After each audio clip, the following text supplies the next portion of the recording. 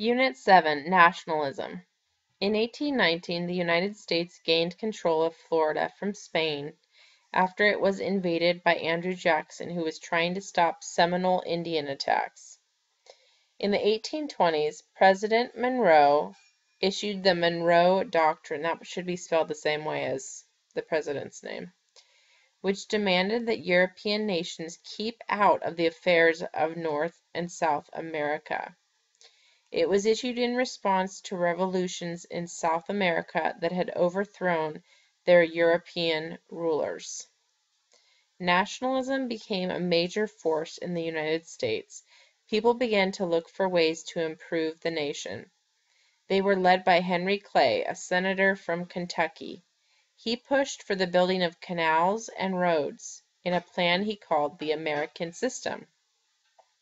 The Cumberland Road and Erie Canal made travel much easier and improved trade and business.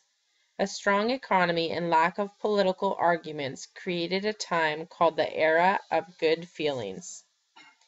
Sectionalism began to develop in the United States between the North, South, and the West.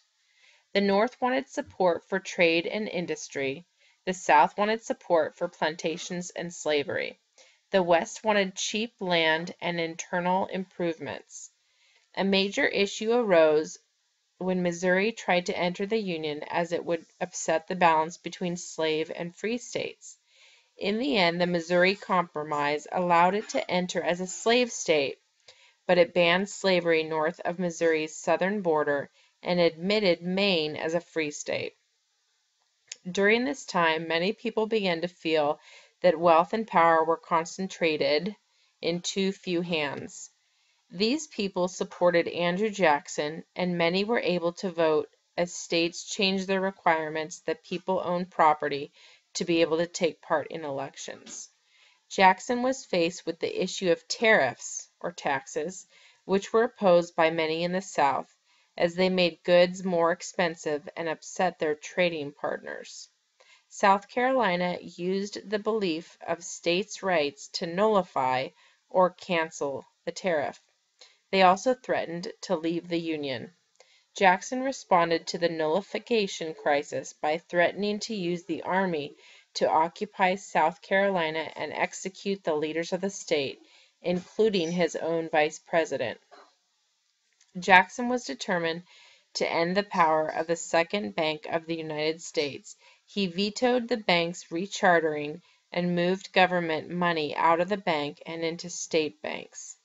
These banks then lent the money to land speculators, which created inflation and other economic problems. The Panic of 1837 was caused by many of these actions. Jackson also moved to remove the Native American population from border states. He signed the Indian Removal Act, which forced Indians to move to new territory in Oklahoma.